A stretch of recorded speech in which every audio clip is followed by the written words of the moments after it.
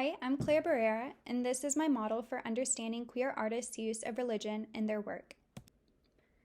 I draw upon three prior theories, which are queer theory, standpoint theory, and self-presentation theory. Queer theory, which was first defined by Teresa de Lauretis in 1990, tries to complicate the categories of sexuality and identity by showing them to be social constructions created in discourse rather than essential biological categories. It actively deconstructs the stability of identity categories by intersecting historical, social, and cultural constructions of desire and sexuality with identity markers such as race, class, and gender. In this context, queer is used as a verb, a set of actions and performances, rather than a stable identity characteristic. Standpoint theory intersects with identity politics, which emerged in the various 1960s and 1970s civil rights movements. The main idea of the theory is that unequal power relations are responsible for the marginalization or oppression of certain groups, and that these groups' perspectives are shaped by this inequality. Those who inhabit a marginalized standpoint have a unique perspective, understanding both the structures of the dominant culture and the marginalized culture. In his 1956 book, The Presentation of Self, sociologist Erving Goffman proposed a theatrical metaphor for self-presentation, in which people are actors who use behavioral performances to make impressions on audiences. In every interaction with others, individuals have a choice in how they present themselves. Their identities are performative, as they change based on their environment and audience. A new model can help us understand queer artists' use of religion in their artwork. In the first box, standpoint theory can be used to understand the dominant Western culture's privileging of heteronormativity and religion, which marginalizes queer people. In the next box, queer theory can explain how they form their sense of identity and come to fight for their place in society.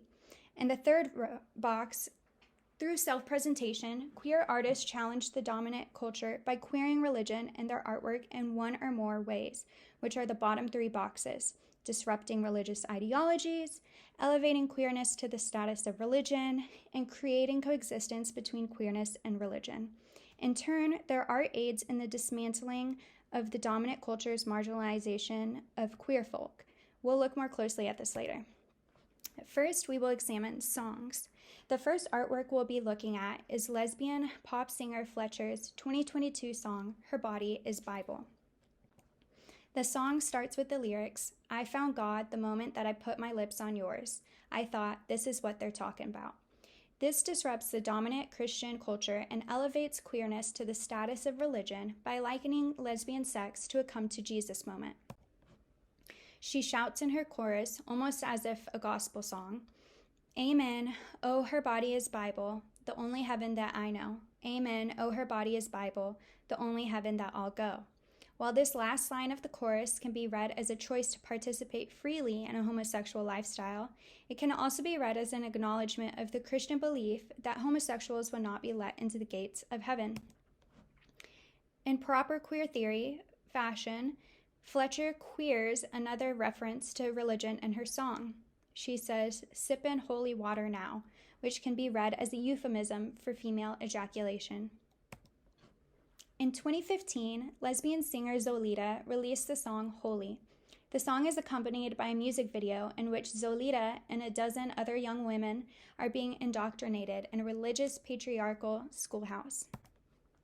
And her first verse reads, "Worship your body as you walk my way. You're the only one who can make me pray. I fall at your feet, your breath defined, and underneath my skin's an intrinsic shine.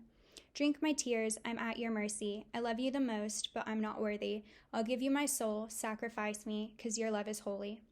She uses religious language to express her undying devotion, dedication, admiration, love, and worship for a woman. She's willing to be sacrificed for love, just like a martyr would die for Christianity. Zolita then attempts to run away with her lover in the video and is hanged when she is caught. The dominant culture, which is the patriarchal religious schoolhouse, marginalizes and punishes the minority culture, queer women. "Veneration, this faith's got me high, nothing without you, live for you till I die." Showing a woman being murdered for queer love falls under deconstructing religious ideologies, as it critiques its homophobic violence. The next work we will look at is gay and genderqueer artist King Princess's 2018 song, Pussy is God. King Princess has no desire to participate in or be accepted by Christianity, yet she calls pussy God and says that she prays to it for hours. Therefore, her work sits between disrupting religious ideologies, as she sexualizes religion, and elevating queerness to the status of religion, as she calls female genitalia God. The next song we'll look at is gay musician Lil Nas X's song, Montero, Call Me By Your Name, which is a reference to his first real name, Montero, in the 2017 queer film, Call Me By Your Name. His music video starts with a voiceover from Lil Nas X. He says, "In life, we hide the parts of ourselves we don't want the world to see. We lock them away. We tell them no. We banish them. But here, we don't. Welcome to Montero." Here, Lil Nas X's work falls under the subcategories disrupts religious ideologies, as he rejects the dominant culture's pressure to conform to heteronormativity, and elevates queerness to the status of religion, as he takes the viewer through the clouds and into his own purple-pink version of heaven, named after himself. In this image, he is both Eve and the devil. His second verse proclaims, "I'm not fazed, only here to sin. If Eve ain't in the garden, you know that you can." Lil Nas X explains the meaning behind his lyrics in a Genius interview in 2021. Comparing Eve is like closeting or a beard. "I'm only here to mess around, and if you ain't got a girl, if you ain't hiding behind a cloak, let me know." Later, we see Lil Nas X pole dance down to hell, where he lap dances on the devil, who is also played by Lil Nas X. This exhibits Stephanie Young's idea about queer theory, that it is concerned with interrogating discourses of the deviant, the perverse, the stigmatized, the taboo, the grotesque, the non-normative, the sexual other. In an interview, Lil Nas X explained that provocative speech is productive as a form of queer representation in the straight male-dominated rap industry. He says, "Let's normalize having these lines and songs the same way that someone might talk about messing around with a girl or a guy, with opposite genders. I feel like that's really important for representation in general."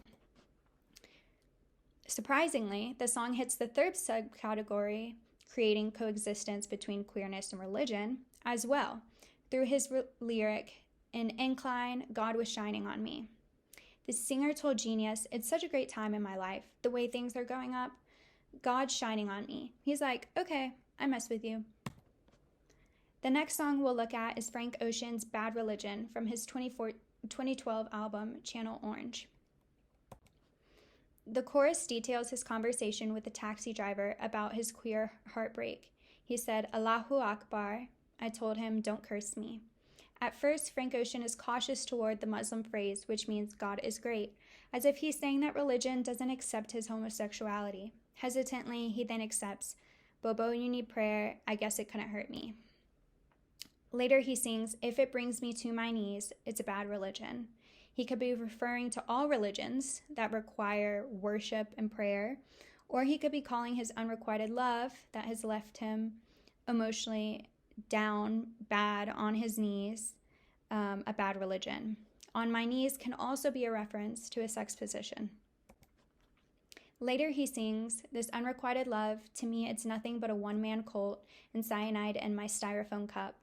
He's comparing his one-way love to the People's Temple movement, a cult that lost over 900 members when its leader had them drink cyanide-laced Kool-Aid. He follows, "I can never make him love me, never make him love me," and begs, "Love me," 9 times. The him mentioned could be his queer lover or God, who would reject him for being queer. The song sits between elevating queerness to the status of religion and deconstructing/disrupting religion on the model. He tries to gain empathy through the sorrowful gospel-like prayer about his heartache. At the same time, he characterizes his heartache and presumably organized religion as bad. The next song we'll look at is Christian and lesbian musician Simler's 2021 Jesus from Texas. She talks about voting for queer rights, which ties back to queer theory's activist roots. She rejects the dominant ideology that queerness equals bad. Oh, what a terrible honor it's been to learn that my blessings are things you call sins. I'll spend the rest of my life tearing down the Jesus from Texas you put in a crown. Simler is also defending her religion from those who corrupt it. Simler does identify as Christian. She was raised by an Episcopal preacher father. She explains that she can be both queer and Christian. This falls under creating coexistence between queerness and religion. Next, we'll turn to visual artist Gabriel Garcia Roman and his work, Dorian Edward Wood. This work applies to all three subcategories.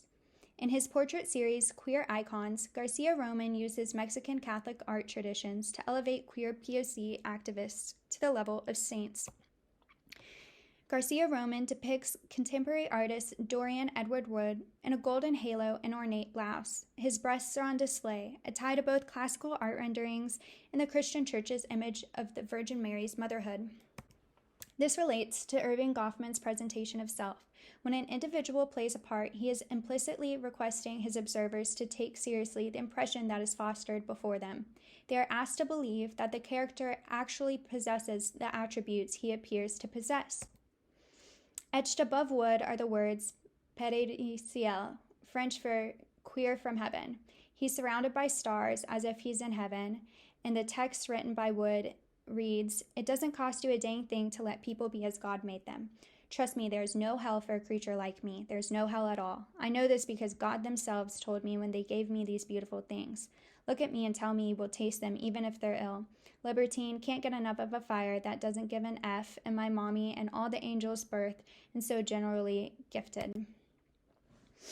The last example I'll give is season 2 of Fleabag, which is written, directed, and produced by Phoebe Waller-Bridge. She's also the main character, whose name is never mentioned in the show, but the credits name her Fleabag, and the priest.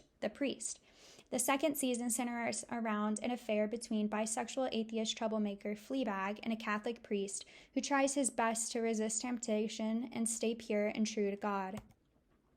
The poster for the show clearly falls under the category of elevating queerness to the status of religion, as the bisexual main character is depicted with a halo surrounded by biblical figures. The Christian theme is complicated once more by the fact that the actor who plays the priest is Andrew Scott, an openly homosexual man who was raised Catholic and has since left the church. While Scott maintains his respect for Catholics and some of the church teachings on love and forgiveness, he admits that he was damaged by the Catholic Church. In conclusion, by looking at the artwork of queer artists who use religion in their work through the lens of standpoint theory, queer theory, and self-presentation theory, we can understand their work as a powerful statement, one which typically falls in one or more subcategories, which are deconstructing religious ideologies, elevating queerness to the status of religion, and creating coexistence between queerness and religion. Through this process, the queering of religious art aids in the dismantling of the dominant culture's marginalization of queer people. Thank you.